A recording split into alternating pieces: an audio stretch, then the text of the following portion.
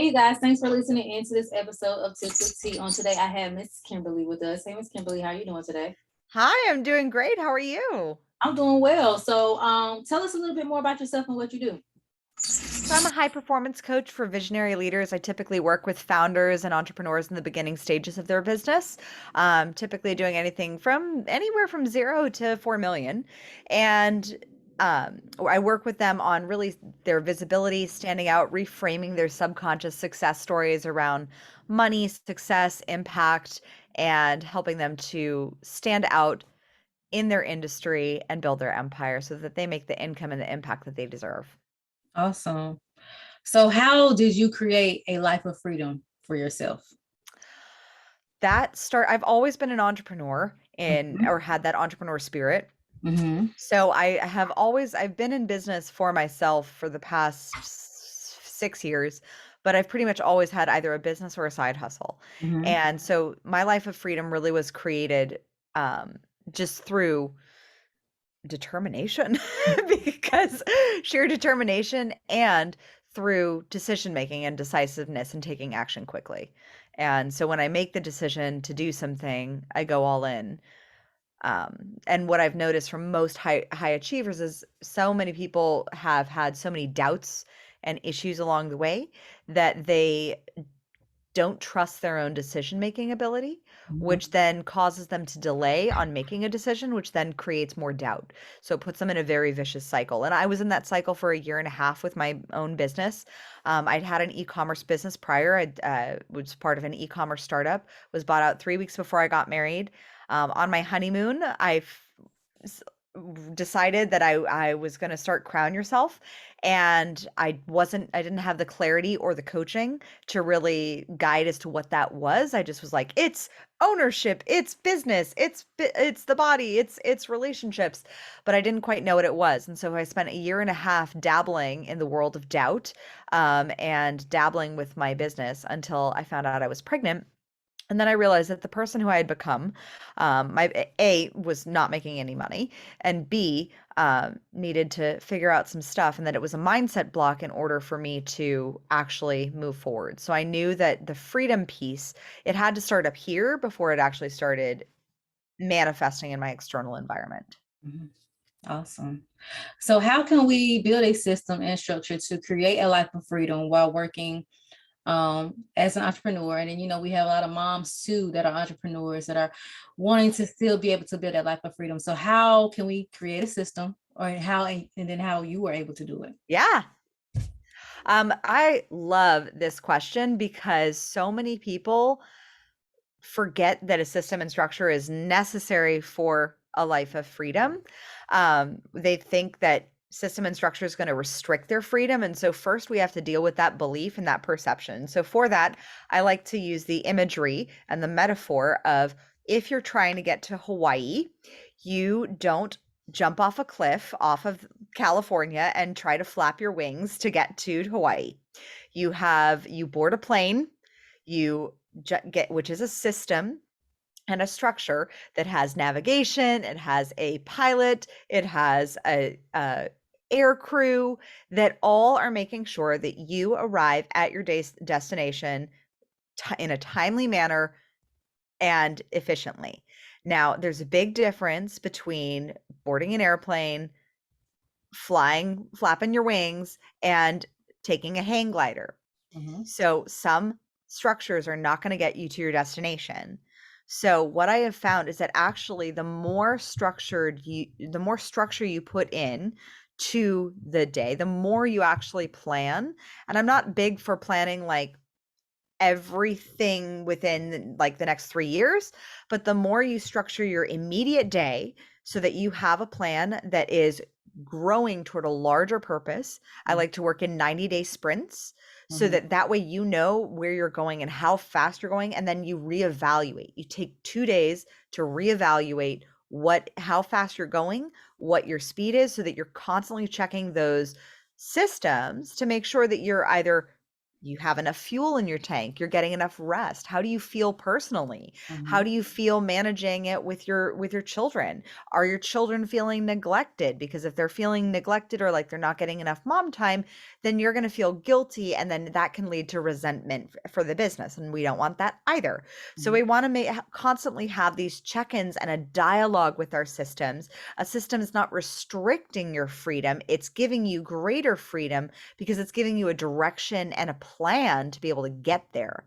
Mhm. So, batching in 90-day increments, being able to schedule the main priorities.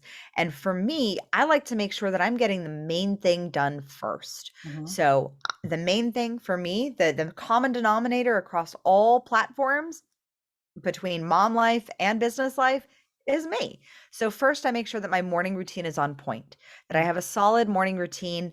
I am currently doing the 75 hard challenge where I'm doing Pilates every morning.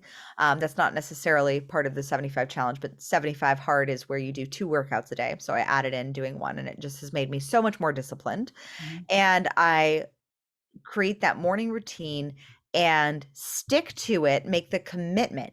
Because we can talk about habits and building structure all day, but unless you are being the person who is disciplined to Mhm. follow that structure, and Mhm. unless you are being committed to the vision that you are working to create, the vision of freedom, the vision of joy, the vision of, being able to do what you want when you want with your family, Mhm. then if you're not committed to that, then that's really where we got to start. It's at the identity level. So we can talk about habits, but you have to be disciplined to follow that, and Mhm. then be structured in being disciplined to take the time to craft a plan, to create some structure in your day, and then to follow that structure.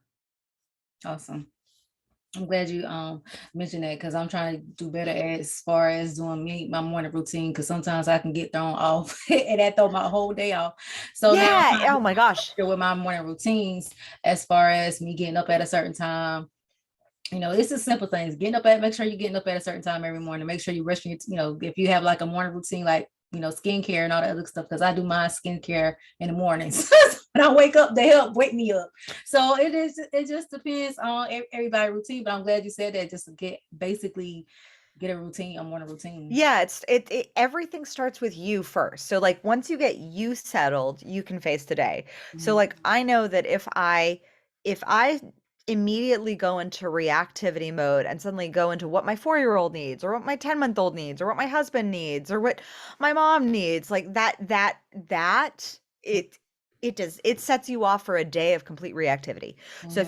if you can win in the morning, you can win the rest of the day. And Mhm. so if you can have the discipline to wake up at a certain time, and I'll be honest, I don't always wake up at the same time, but I always make sure that I have 6.5 hours of sleep, Mhm. because without that, I am not the most pleasant. Like Mhm. I have just a little bit more of an edge, and so I like to make sure that I'm like pleasant and present, Mhm. for my family and for my clients. Um, and so being able to make sure that I have that. So even though last night, for example, I stayed up late working on our Build Your Dream Queen Team masterclass, I made sure that even though I was waking up an hour later than I normally do, I still got that 6.5 hours of sleep. Mhm. Now I know 7 to 9 is what technically is recommended by high performance, but with being a mom of a 10-month-old as well, 6.5 is like gold standard for me right now. Look, I understand. I completely understand. Yep. Yep, I completely understand. So, what are some tips you will give to help with the work-life balance? Scheduling. Yeah. So being able to have a plan. I live by my calendar.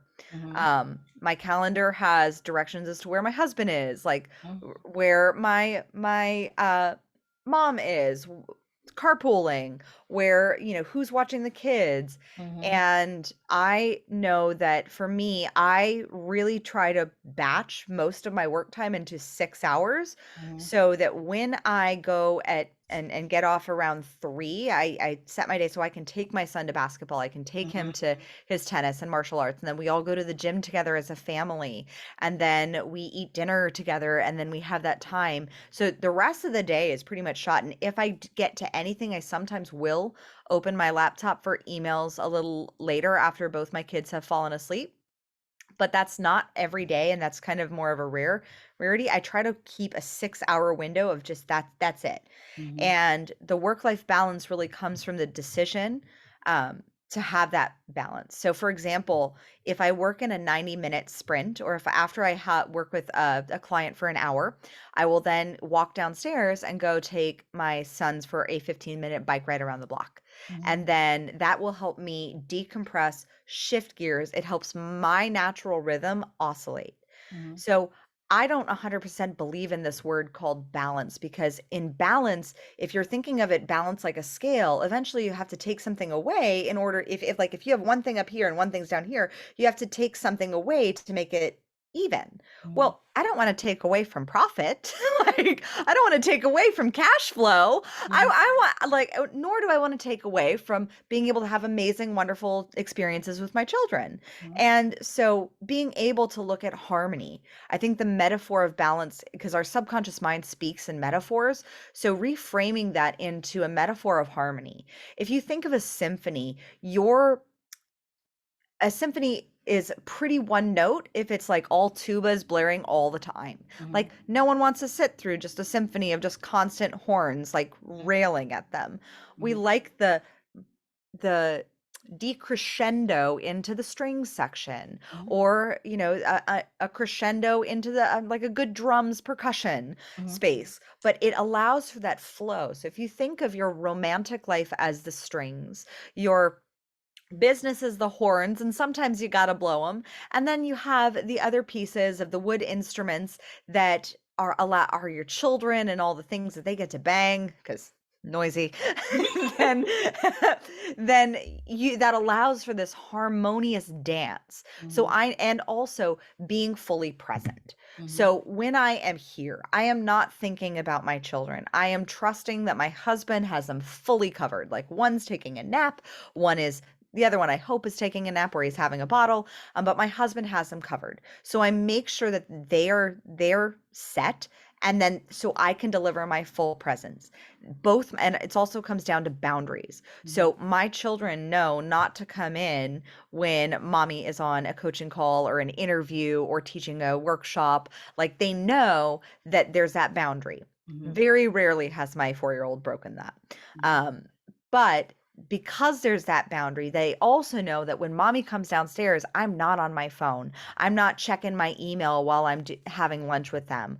I am present. I'm engaging with them. I literally just went from playing Fire Monster and downstairs, walked upstairs because I had another podcast interview before this, and did the podcast interview, and then walked back downstairs and had lunch with the kids. Mhm. And so it allows for that. Like, that's because I have the day scheduled so that I know that it's going to oscillate so that I can have both. Yeah. Awesome. Awesome. Thank you for that advice. So, how were you able to deal with the mom guilt when you started working on your business? Oh, that's a good one. Mom guilt is real. It does show up. Mm-hmm. Um, but it's also the feeling that is a sign of something that you should be doing. Yeah. So what I check with mom guilt is this activity that, like, typically mom guilt, it doesn't show up when you're with your kids. It Mm-hmm. shows up when you're working. Mm-hmm. So if I'm working and I feel those pangs of mom guilt, I check myself and I'll ask myself, what is it that I'm working on that's not in alignment? Mm-hmm. Because when I'm in my highest operating in my genius zone, what I call it, like, operating that space where I'm living my purpose, I'm enacting my mission, I am in the space that makes the most amount of difference in my business and Mm-hmm. in what I do, and it's creating both the income and the impact that I want to make. Mm-hmm. Typically, I'm not feeling mom guilt in that. and typically nor are my clients. They typically feel mom guilt when they're doing something that's draining their energy that they feel they would much better be served hanging out with their kids. Mhm. Now, I'm not saying that, there are going to be some times and some things when you're going to have to do some things that are not going to be in your zone of genius. Mhm. Like some, if you're still doing your own bookkeeping, or if you're, had to file your taxes, like those are things that are not really in most people's zone of genius. But knowing that that's a means to an end, knowing what is it that's the purpose of that, what is that going to allow you to do for your children? Well, doing your taxes will allow you to not get your bank accounts freeze, so you can still provide for your children by so that they can still eat.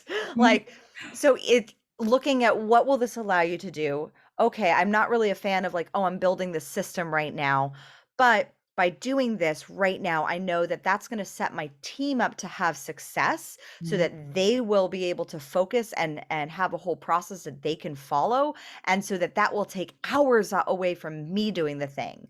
So being able to look at what is the end goal, what is the end result, and how is that going to impact your children in a better way for the long term. Awesome.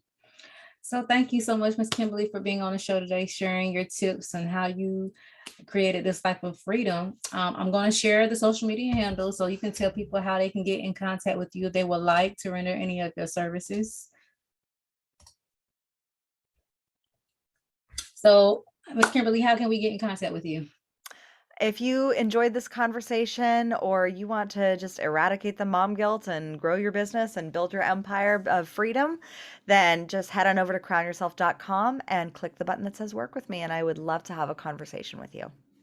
Awesome. And if you guys want to get in contact with me, y'all can do so by calling me. My number is 910-317-0396. You can shoot me an email at contact@mjfinancial.biz. You can schedule a consultation on the website at www.mjfinancial.biz. You can find this episode on Anchor, you guys, and you can also find the video for this interview on the YouTube channel for M&J Financial Management.